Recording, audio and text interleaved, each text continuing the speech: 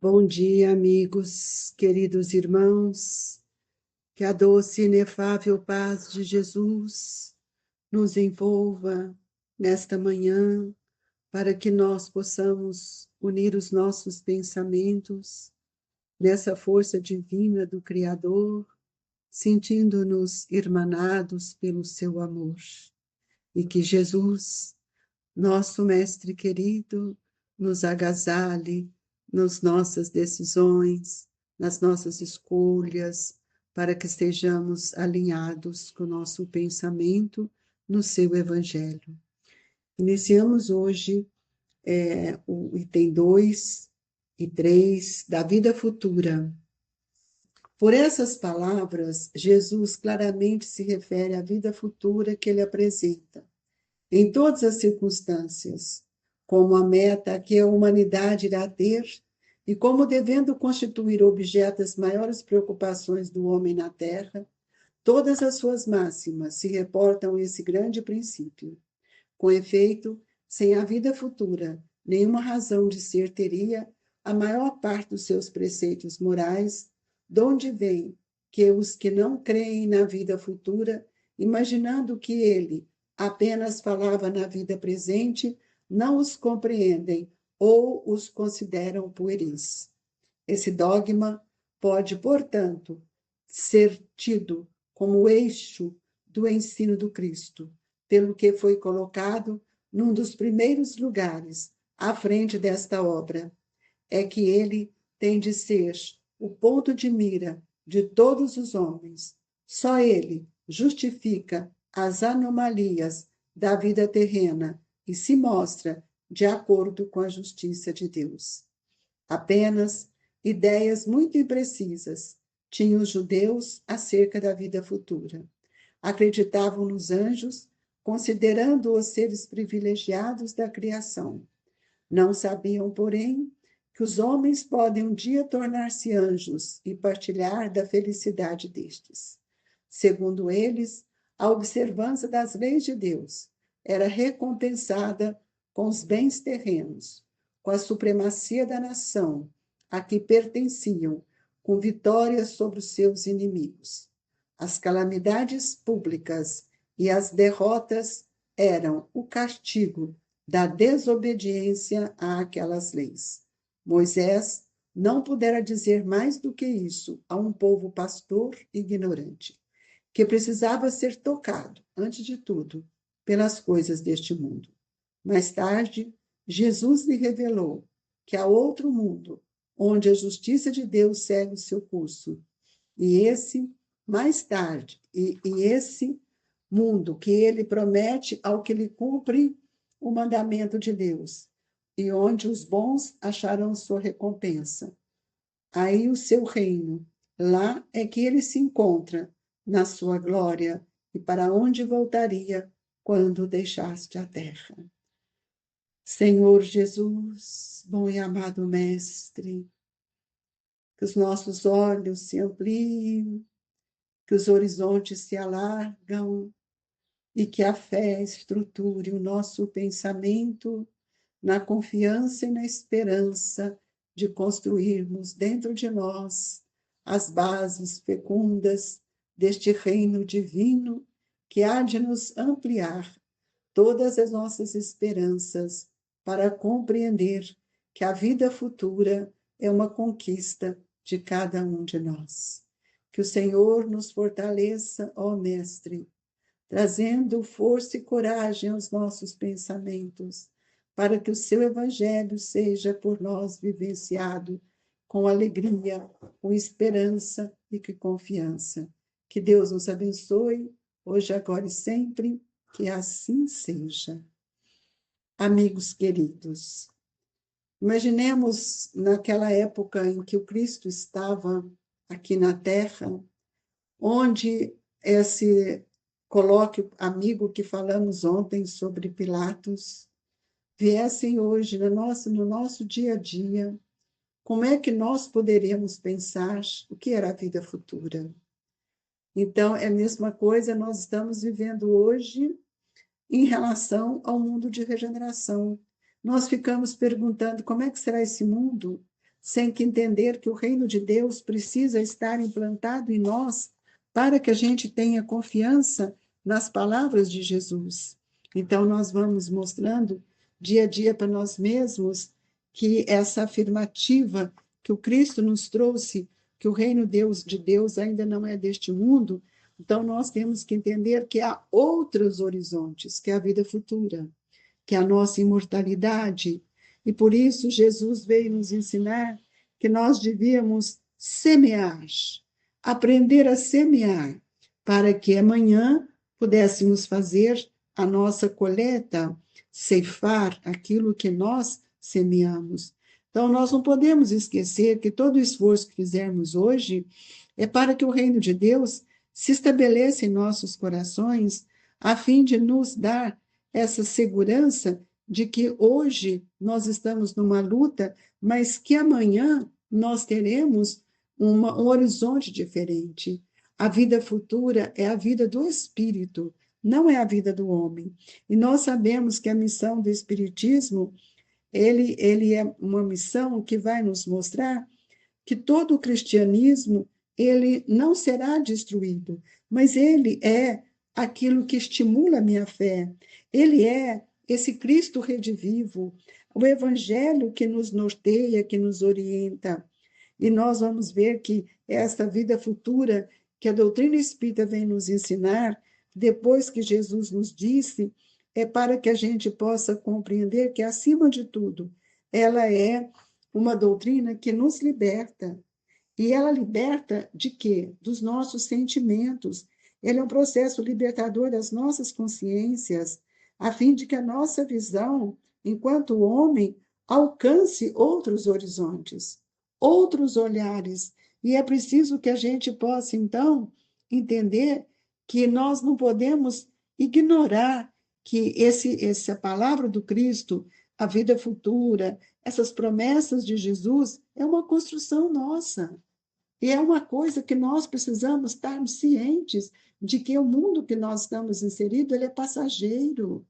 Como é que nós podemos imaginar o trabalho incansável de Moisés para dizer para um povo que ainda precisava de um castigo por causa das desobediências das leis? Nós ficamos pensando que até hoje nós desobedecemos as leis divinas. E se Jesus revela para nós uma outra morada, muitas moradas na casa do Pai, ele estabelece também que o reino de Deus é que vai nos levar e promover a uma morada mais feliz. E é por isso que nós vamos ver que a vida futura é um dos tripés essenciais que a doutrina espírita vai nos mostrar para que nós possamos entender que todos nós precisamos compreender que com a morte do corpo nós não conseguimos atingir toda a nossa libertação. Por quê? Porque muitos ainda ficam com seus pensamentos ligados à matéria. E o desencarne, ele é justamente essa mudança de estado em que o corpo o espírito vai desprendendo do corpo e muitas vezes nós deparamos com uma consciência de culpa. Jesus já nos avisou e nós ainda não aprendemos que o reino de Deus ele está dentro de nós quando nós entendemos que nós temos que seguir o curso natural da vida, procurando vivenciar todas as lições que o Cristo nos trouxe. A imortalidade, a vida futura é um painel de esperança para todos nós. E é preciso que a gente possa ver que nossa vida não se limita ao nascimento até a morte. Quando ele apresenta a vida futura, ele mostra para nós que tudo na terra, tudo na vida, a lei da natureza, se transforma. E nós, muitas vezes, estamos presos às questões do mundo, na avareza, no apego, esquecendo de fazer as nossas construções para o amanhã. Então, amigos, um grande número de pessoas não tem esse conhecimento, não tem esse respeito pelas questões divinas. E o Espiritismo ele vem completar, nesse ponto de vista, com vários outros, o ensino do Cristo, fazendo com que os homens se mostrem mais maduros, mais inteligentes, mais ativos, mais persistentes e que tenham bom ânimo para aprender a verdade. Com o Espiritismo, a vida futura ficou para todos nós um artigo de fé, não é uma hipótese. Ela torna uma realidade, os próprios Espíritos voltam para nos falar de sua vida. E é por isso que nós precisamos, então, alimentarmos uma fé que alarga os nossos pensamentos e alarga os nossos horizontes. E a doutrina espírita é uma chave de luz que nós recebemos dos ensinamentos do Cristo, que vai nos explicar todos os dias o tratado do Evangelho, as regras, as disciplinas, o respeito, o amor que nós devemos ter para com o nosso irmão. Então, nós vamos ver que Jesus, como mestre, como guia da humanidade, ele vem ampliando os nossos olhares para tudo que é além da morte, mostrando que não adianta nós estarmos aqui porque nós não somos do mundo. É preciso que a gente entenda que nós estamos aqui em busca de experiências, vivendo, acertando, relacionando com aqueles espíritos que, pelas leis divinas, fomos unidos pelos vetores que nos atraíram. Então, nós precisamos entender que não podemos deixar dúvida no nosso pensamento. É importante que a nossa inteligência amplie o olhar do espírito, para que nós possamos compreender que a vida futura é a vida do espírito, onde nós estaremos encontrando conosco mesmo, com a nossa consciência. Não é um paraíso, como também não é um inferno, como tantas pessoas acreditam. É um estado de consciência, é um estado espiritual. Então, com a morte do corpo, o que acontece? Nós não alcançamos, com certeza, toda a nossa libertação, porque ficamos presos ainda nas questões do mundo. E é preciso que a gente passe a mudar o nosso ponto de vista, mudando essas paixões que muitas vezes carregamos, os hábitos que nos intoxicam. É preciso sair desses vícios, termos mais força para vencer a nós mesmos. E com isso, nós vamos estabelecendo em nós uma nova esperança que vem da fé, que vai alargando os nossos olhos. E o doutrina espírita é uma chave de luz que nos traz o Cristo de uma forma diferente. O seu evangelho passa a ser para nós uma forma de viver, uma regra de conduta. Então, nós vamos ver que tudo isso que Jesus veio nos trazer, nós precisamos entender que ele tem um valor essencial em nossa vida.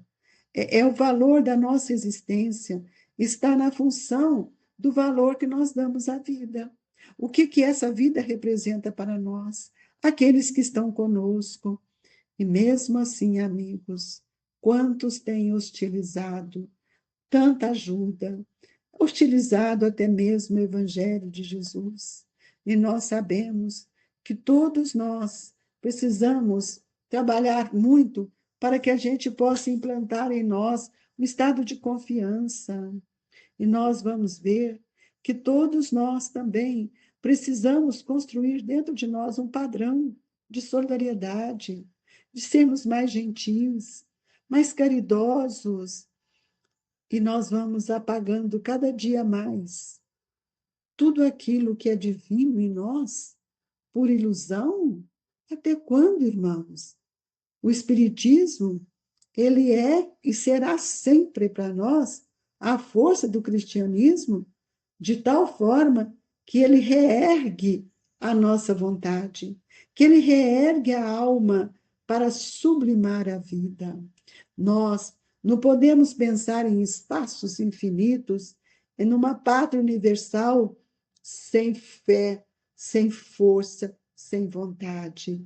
É preciso que a gente olhe as coisas com uma certa naturalidade, para que a gente não venha esquecer que somos filhos de Deus, somos devedores de nós mesmos, operários e companheiros da terra, que muitas vezes esquecemos que aqui estamos para melhorar, para nos aperfeiçoarmos, para que a gente saia desse estado de imediatismo e nos tornamos seres mais dignos, olhando para o próximo, esquecendo de nós mesmos e lembrando a todos nós que o paraíso está distante. Esse paraíso ocioso que nós estamos querendo construir, ele não existe. Nós precisamos trabalhar muito para a construção do nosso próprio estado íntimo, desse estado que nós desejamos, que nós muitas vezes vulgarmente chamamos de céu, que é nada mais do que enfrentar as nossas dores para alinharmos de acordo com as leis de Deus, implantando em nós esse estado de consciência que vai aos poucos nos reajustando com a lei do bem, do amor, da caridade. E é assim que nós vamos começando a entender a necessidade de servir, de ampliar a nossa fé e ver que tudo aquilo que está à nossa volta é, sem dúvida, um grande bem para o nosso espírito.